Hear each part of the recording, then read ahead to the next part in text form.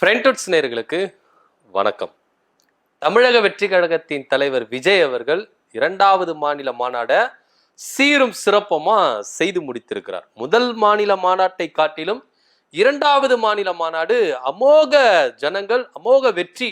இந்த விஜயோட படம் எப்படி அமோகமா வெற்றி அடையுதோ அதே போல 2ஆம் மாநில மாநாடு அமோக வெற்றி அப்படின்னு தான் சொல்லணும். கூட்டம் அள்ளிருச்சானா, ரசிகர்கள் கூட்டம் பயங்கரமா அள்ளிடுச்சு. உண்மையிலேயே இந்த மாநாடை போட்டு நடத்தி தந்ததுக்கு புஷி ஆனந்தத்துக்கு அவர் என்ன பண்ணலாம், பலவிதமான உபகாரங்கள் கூட நான் பண்ணலாம். அந்த அளவுக்கு புஷி ஆனந்தம் என்ன பண்ணாரு, கிரவுண்ட் லெவல்ல இறங்கி வேலைகள் செஞ்சாரு. எல்லாமே இருந்து ஒரு பழமொழி சொல்லுவாங்க, ஆப்ரேஷன் சக்சஸ் பேஷண்ட் டெத்து அப்படின்ற மாதிரி தான்.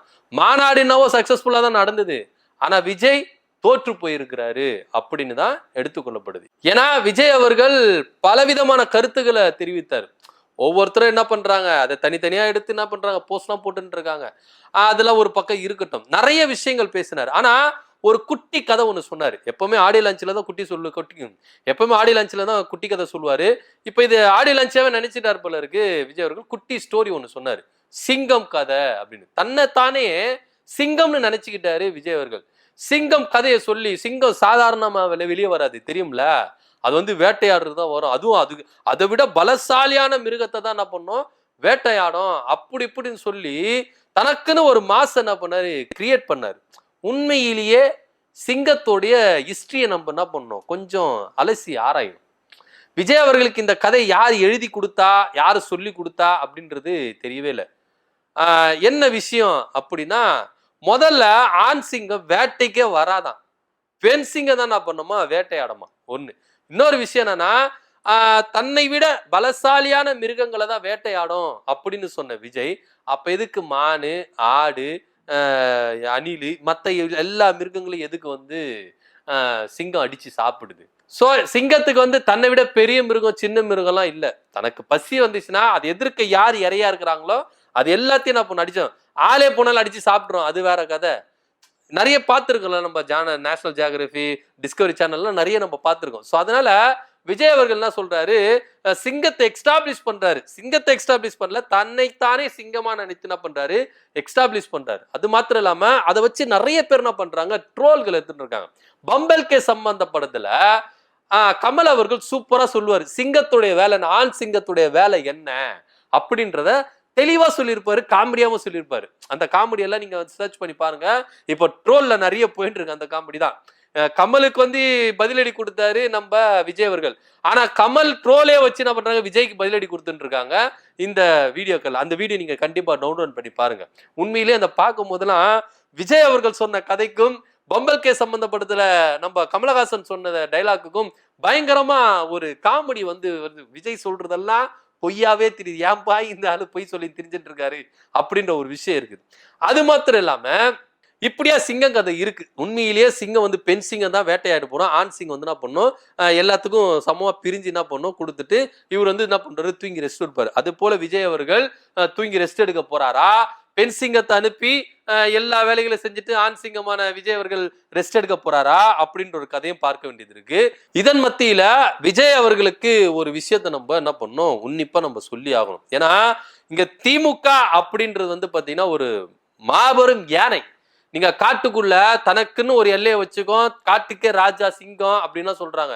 யானைக்கு முன்னாடிலாம் சிங்கம் எந்த அளவுக்கு செதறி ஓடும் அப்படின்றது நம்மளுக்கு தெரியவே தெரியாது. அதுவும் மதம் கொண்ட யானை வந்துருச்சுன்னு வச்சுக்கீங்களேன், எதிர்க்க யாருமே நிக்க முடியாது. அந்த அளவுக்கு பாத்தீங்கன்னா யானைக்கு பவர் இருக்கு. சிங்கத்தை காட்டிலும் யானைக்கு பவர் இருக்கு. இங்க திமுக யானை, இந்த யானை கட்ட நீங்க வச்சுக்கிட்டீங்கன்னா மெதிச்சே என்ன பண்ணி வருவீங்க, உங்க ஜோலியை முடிச்சிருவாங்க. அந்த ரேஞ்சில தான் யானை இருக்கு. யானைக்கு மதம் பிடிச்சிருன்னு வச்சுங்க, 2026 சட்டமன்றத்துல சிங்கமாவது வேற எதுனாவது அடிச்சு தூள் கலப்பிடும் யானை. அந்த ரேஞ்சுக்கு தான் இங்க போயிட்டு இருக்கு. இந்த சிங்கம் கதை, புலி கதை, அந்த கதைலாம் இங்க என்ன பண்ணக்கூடாது, விஜய் அவர்கள் விடக்கூடாது. நீங்க மாநாடு நடத்துங்க, அதெல்லாம் நான் இப்ப எதுவுமே சொல்லவே இல்லை. மாநாடு நீங்க சூப்பரா நடத்தலாம், ஒவ்வொரு கட்சிக்கு எது அரசியலுக்கு வரணும். ஆனா உங்களை நம்பி வந்த இளைஞர்களுக்கு நீங்க என்ன பண்ண போறீங்க, அடுத்த லெவல் அவங்களை எங்க எடுத்துட்டு போறீங்க? இன்னைக்கு திமுக மேல இவ்வளவு குறைகள் சொல்றீங்க, நான் ஆட்சிக்கு வந்தா இந்த குறைகள் எல்லாம் எப்படி நிறைவா மாத்துவீங்க, அத சொல்லுங்கன்னா. சிங்கம் கதை விட்டுக்கிட்டு, புருடா விட்டுக்கிட்டு, இதுல வேற நம்முடைய முதலமைச்சர் சிஎம் அங்கிள்ன்றாரு.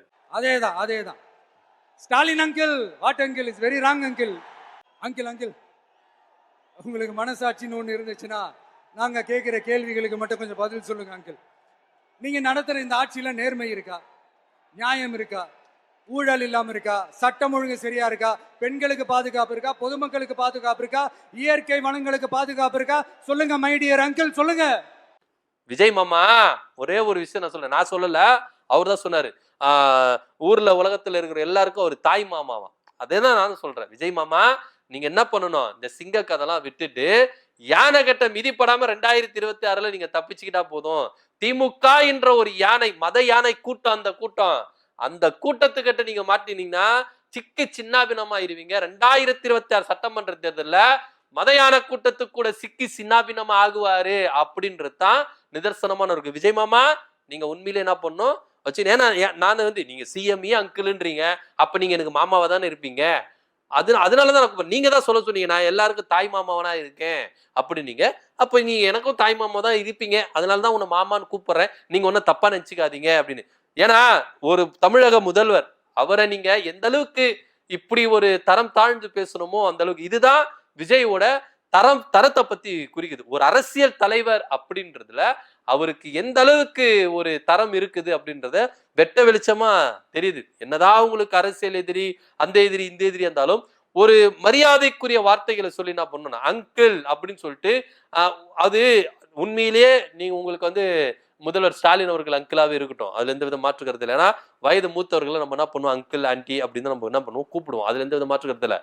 ஆனா அது சொல்ற தொனின்னு ஒண்ணு இருக்குதுல்ல, எப்படி சொல்றோம் அப்படின்ற ஒரு துணி இருக்குல்ல. விஜய் அவர்கள் கிண்டல் அடிக்கிற மாதிரி என்ன பண்றாரு சொல்றாரு. அவருடைய படம் நினைச்சிட்டு இருக்கிறார் பலருக்கு. இந்த மாநாடு சார், படம்லாம் இல்ல. நீங்க படத்துல பேசுற டைலாக் எல்லாம் எடுத்துட்டு இங்கெல்லாம் பேச முடியாது.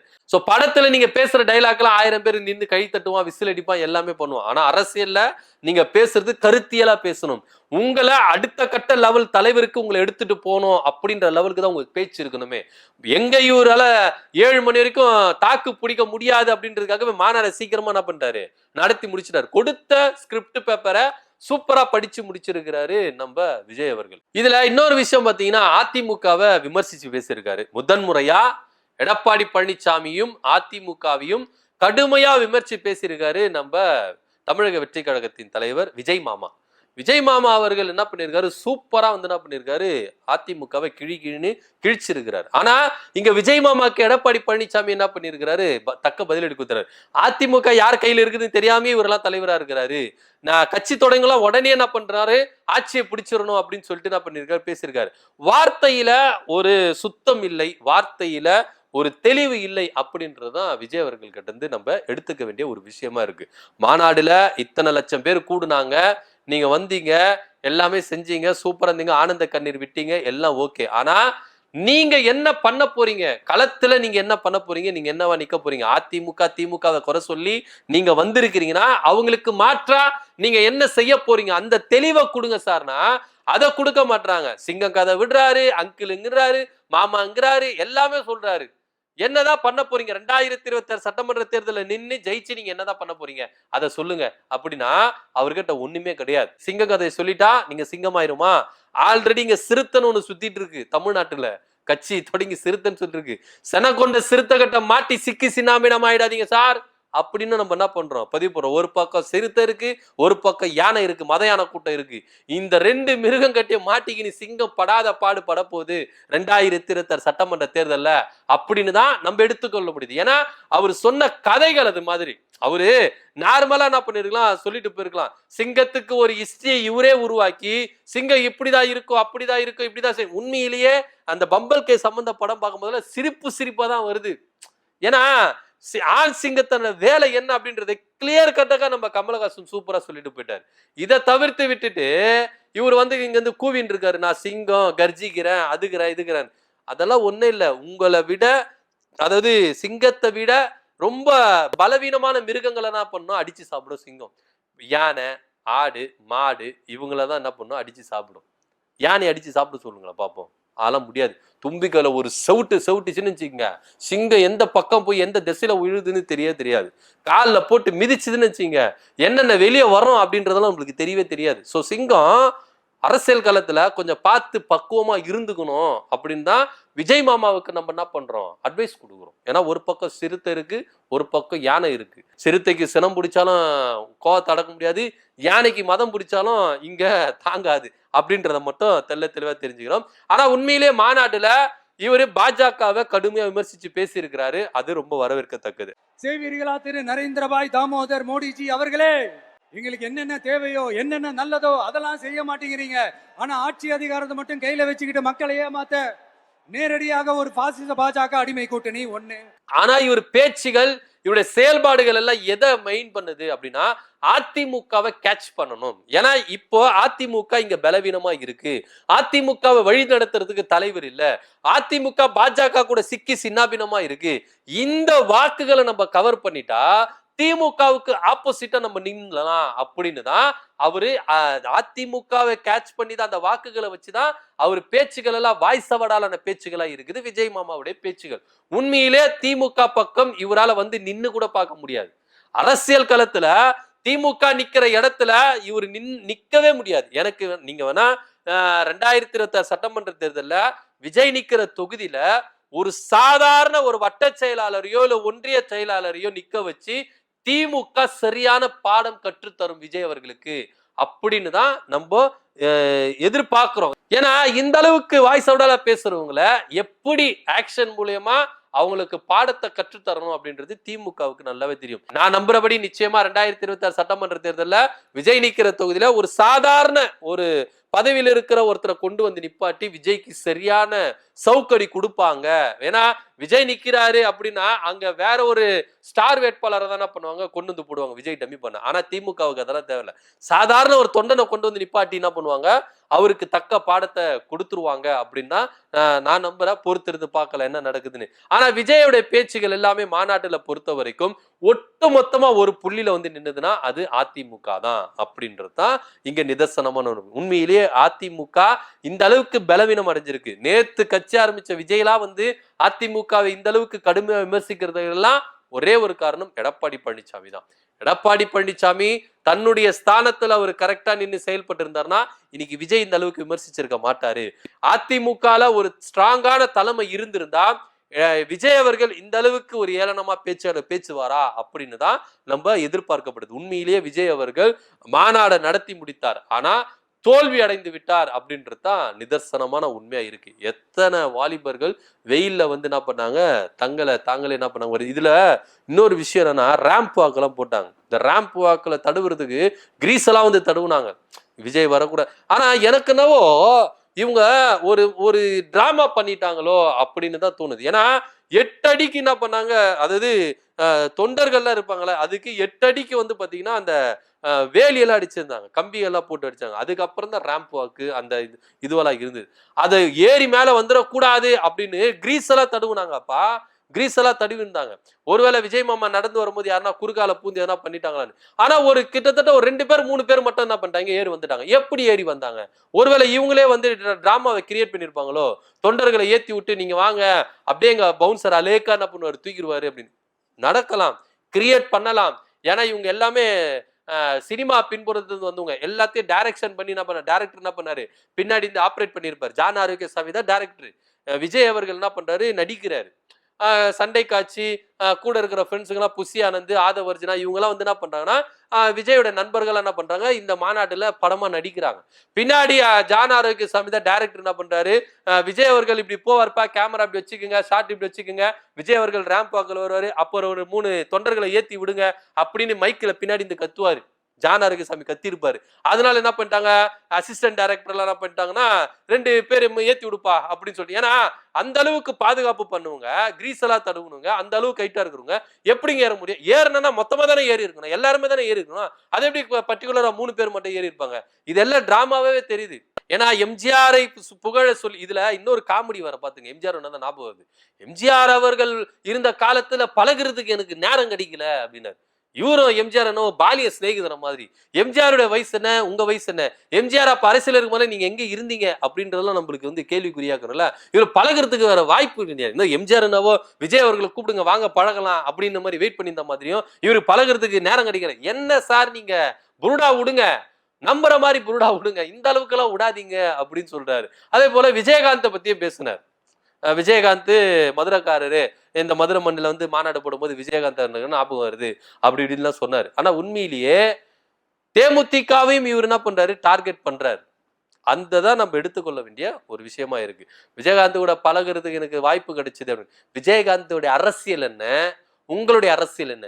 விஜயகாந்த் சினிமால செய்த தொண்டுகள் என்ன, நீங்க சினிமால செய்த தொண்டுகள் என்ன? ரெண்டுத்தையும் கம்பேர் பண்ண கிட்டவே வர முடியாது சார். விஜய் மாமா நீங்க கிட்டே வர முடியாது. விஜயகாந்த் சார் கூட விஜய் அவர்களை ஒப்பிடவே முடியாது. அதுவே ஏற்கக்கூடிய அல்ல. இந்த ஒப்பீட தவறானது தான் நான் சொல்லுவேன். விஜயகாந்த் அவர்கள் சினிமால எவ்வளவு சேவைகள் தொண்டுகள் செய்திருக்கிறாரு, அரசியலும் செய்திருக்கிறாரு.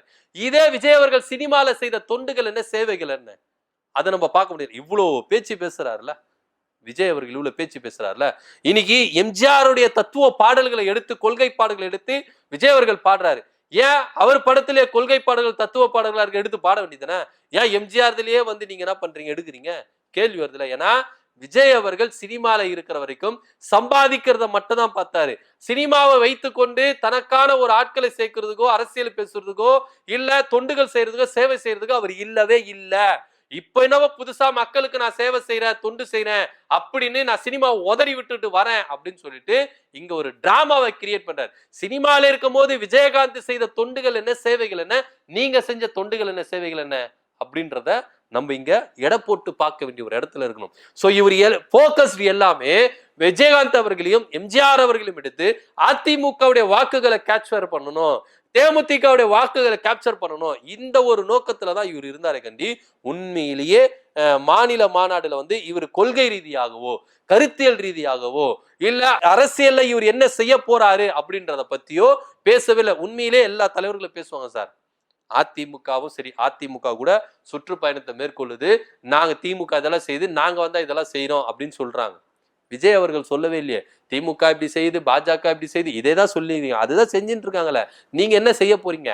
2026 ஆட்சி பிடிச்சு நீங்க என்ன பண்ண போறீங்க அப்படின்ற ஒரு கேள்வி இருக்குல்ல, அதுதான் இங்க பெரிய கேள்வியா இருக்கு. இதுக்கு நீங்க பதில் சொல்லாம மாநில மாநாடு கூட்டம் கூட்டிட்டா, இன்னொரு விஷயம் என்னன்னா, இவரு ரேம்ப் வாக் வந்துட்டு போயிட்ட பிறகு நிறைய பேர் போயிட்டான். வந்தவங்க எல்லாமே விஜய் நான் பார்க்கணும். ஏன்னா விஜய் வந்து எப்படின்றதுன்னா ஒரு மூடி வைத்த பொக்கிஷம் போல இருந்தாரு சினிமால இருக்கிற வரைக்கும். இப்ப அரசியலுக்கு வந்தோடனே வெளியே வராருல, விஜய பார்க்க முடியாதவங்க என்ன பண்ணுவான், அந்த மாநாட்டுக்கு போயாச்சுன்னா பாத்துரலாம், அவர் நடந்து வரும்போது ஒரு செல்ஃபி எடுத்துக்கலாம், ரேம்ப் வாக்ல நடக்கும்போது செல்ஃபி எடுத்துக்கலாம், அவர் கண் கூட பார்த்தா போதும் அப்படின்னு தான் நிறைய தொண்டர்கள் இல்ல ரசிகர்கள் வந்தாங்க. வந்து முடிச்சு இந்த ரேம்ப் வாக் முடிச்சோன்னா இடத்துல கிளம்பிட்டாங்க. அவர் பேச்ச கூட என்ன பேசுறாருன்னு கூட கேட்க எவனும் தயாரா இல்ல. அவ்வளவுதான், விஜயை பார்த்தாயிருச்சு, அவ்வளவுதான் கிளம்பிடலாம் அப்படின்னு சொல்லிட்டு என்ன பண்ணாங்க, நிறைய பேர் போயிட்டாங்க. விஜய் அவர்கள் பேச்செல்லாம் யாரும் என்ன பண்ணல, முழுசா கேட்கவே இல்லை, எல்லாம் கிளம்பி போயிட்டாங்க. ஸோ இந்த அளவுக்கு தான் தமிழக வெற்றி கழகத்துல இருக்கிறாங்க. உண்மையிலேயே விஜய் மாமா அவர்கள் 2026 சட்டமன்ற தேர்தலில் வெற்றி அடைந்து என்ன பண்ண போகிறார் அப்படின்றத பொறுத்து இருந்து பார்க்கலாம். சோ விஜய் அவர்கள் தன்னைத்தானே ஒரு சிங்கம் அப்படின்னு சொல்லிட்டு சிங்க கதத்தை என்ன பண்ணாரு சொன்னார். உண்மையிலேயே ஆண் சிங்கம் என்ன வேலை செய்யும் அப்படின்றத பம்பல் கே சம்பந்தப்பட்டதுல கமலஹாசன் புட்டு வைத்திருக்கிறார். இது பயங்கர ட்ரோல் ஆயிட்டு இருக்கு. இதை பத்தி உங்க கருத்து என்ன அப்படின்றத கீழே கமெண்ட் பண்ணுங்க. நன்றி, வணக்கம்.